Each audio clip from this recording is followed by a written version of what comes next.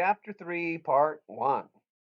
On my way home, I whistled and sang. I was so happy I made up a little song. It went something like this.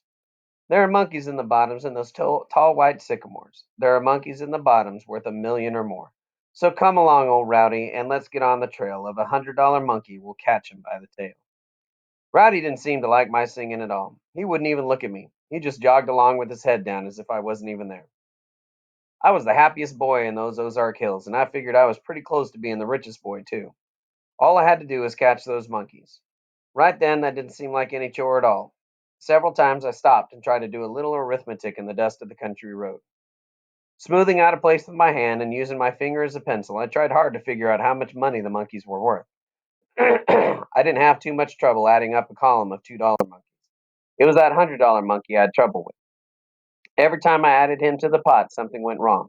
I'd get so rich and excited I couldn't figure anything right. Rowdy didn't help the situation in the least. He couldn't understand what I was doing down on my knees in the middle of the road, fiddling around in the dust.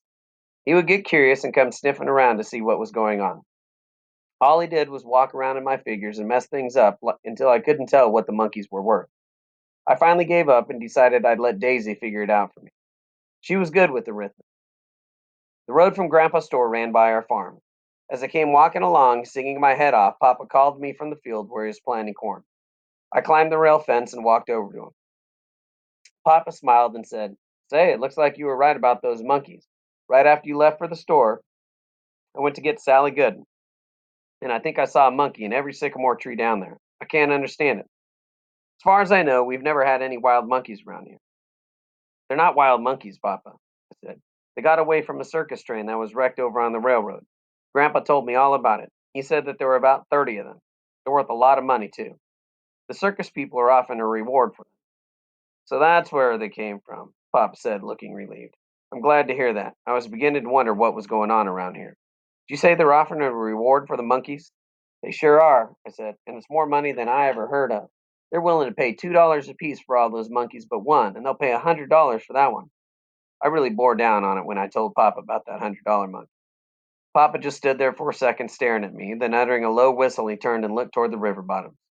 "Say, that is a lot of money," he said. "I didn't know monkeys were worth that much money." "I didn't either, Papa," I said. "It beats anything I ever heard of. All that money for a bunch of little old monkeys." Papa frowned and said, "There must be more to this than we know about. I can understand a fellow paying $2 for a monkey, but who ever heard of anyone paying $100 for one?" "Papa," I said, "Grandpa said those monkeys have been trained for acts in the circus, and it takes a long time to train a monkey. That's why they're so valuable." Papa was like me. He couldn't get the $100 monkey off his mind. "I don't care how long it takes to train a monkey," he said. $100 is $100. Why you can buy a good mule for that much money, and if you talk just right, they might even throw in the harness." "There's a catch to this reward business, Papa," said. "The monkeys have to be caught alive and not harmed in any way." "I see," Papa said, nodding his head. "I figure there's a catch somewhere. When it comes to making money like that, there's always a catch. It would be simple to shoot those monkeys. Take them alive? I don't know about that. It could turn out to be a tough job." "I don't care how tough it is, Papa," I said. "If you'll let me, I'd sure like to give it a try. I believe I can catch those monkeys, every last one of them." Papa thought a second and said, "It may not be as easy as you think it is. How would you go about catching them?" "With these," I said, reaching in my gunny sack for the traps. "Grandpa fixed them for me. He thinks they're the very thing for catching monkeys and not hurting them." Papa took one of the traps and looked it over.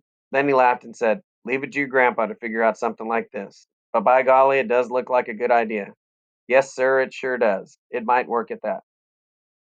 Handing the trap back to me, Papa said, "You know, this time of the year there's not much to do around the farm, just planting, and I can take care of that. You go right ahead and have a go at those monkeys. Maybe you can catch them. You've got everything else in these hills." "I'll catch them," I said very determinedly. "You just wait and see. By tomorrow night, I'll have a sack full of them, and one of them will be that $100 monkey. He's the Jasper I'll be looking for." "We'll see," Papa said, laughing. Glancing up at the sun, he said, "Now you better get off to the house and help your mother set those hens. I'd like to finish planting this field before sundown." I thanked Papa for going along with me on my monkey catching business and strutted off toward the house.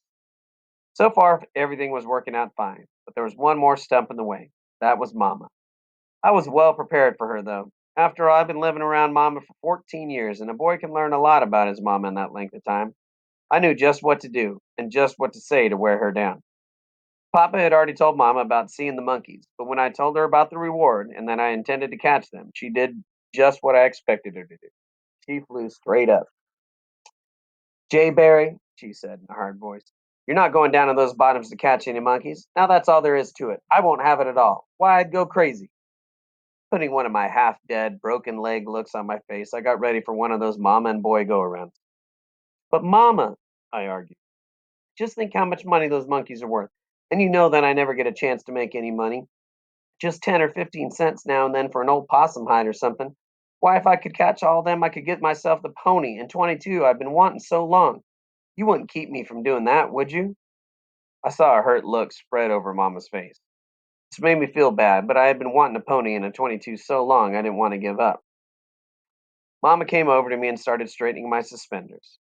It seemed like my old suspenders were always twisted. Grandpa said I got into my britches too fast. Jay Barry, Mama said, I know how you've been wanting a pony and a gun, but I worry so much when you're down in the bottoms. Just you and that old hound dog. Why, I never know what's liable to happen. Besides, it would be practically impossible to catch a monkey in those bottoms. Monkeys like to climb, and some of those sycamore trees are 100 feet tall. You'd probably fall out of one and break every bone in your body. Reaching for my traps, I said, Mama, I'm not going to do any tree climbing. I'm going to trap the monkeys. Mama frowned and took one of the traps. She looked it over and said, this is some of your grandpa's work, isn't it? Uh-huh, said he. Fixed them for me. Shaking her head, Mama said, I don't know. Sometimes I wonder who the boy is, you or your grandpa. Have you talked to your father about this monkey catching idea of yours? Seeing that Mama was giving in a little, I started talking 100 miles a minute. He said it was all right with him, Mama. I said, there's not much to do around the farm right now, just planting. And he said he could take care of that. Handing the trap back to me, Mama sighed and said, well, between your father and your grandpa, it looks like I can't say no. But Jay Barry, there's one thing I want understood. You are not going to those bottoms monkey hunting unless your father. If something did happen to you, maybe between him and Rowdy, we could at least. Uh, I lost it. We could at least find your body. Mama could take a little bit of something like that and make it sound like the funeral had already started. She was good at things like that. Mama, I said very seriously, do all mamas worry like you do? I'm 14 years old, almost a grown man, and you've been worrying about me ever since I was born. Makes me feel no bigger than a jumped up minute. Mama smiled and said, I'm pretty sure that all mothers worry about their boys. Right now you're a little too young to understand, but someday you'll be married and probably have a boy of your own. Then I think you will understand. This is where I'm going to give you some information for a question that I'm going to ask you on this reading. And the question is going to be if Jay Barry was to get married, what would his wife's name be? His wife's name would be Strawberry. Even though his last name's Lee. But still, Strawberry would be his wife's name. Strawberry. Back to the book. Oh, no, I won't, Mama, I said, shaking my head. I'll never get married. I can't understand women. Mama got kind of mad when I said that. Don't be silly, she snapped. That wasn't a very nice thing to say. Now you go get that straw. I want to set those hens. Feeling as good as if I had just waded the Mississippi River, I breathed a sigh of relief and lit out for the barn to get some straw.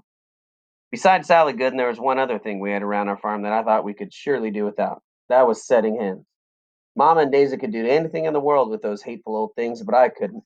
Every time I got close to one of those cranky old sisters, she puffed up 10 times bigger than she actually was and started squawking and pecking. By the time we had the old gals taken care of, my hands were hurting all over. Mom and I were back in the house, and I was rubbing some Raleigh salve on my hen-pecked hands when I thought of my little sister. Mama, where's Daisy? I asked. I want to tell her about the monkeys.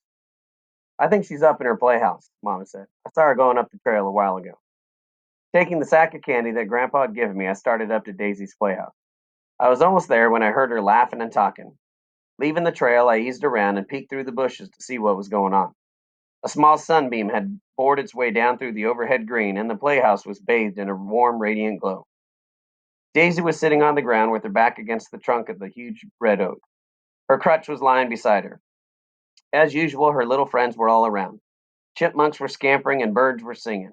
The cheering squirrel was perched on an arm of the cross. His flicking tail was keeping perfect time to the music of the hills.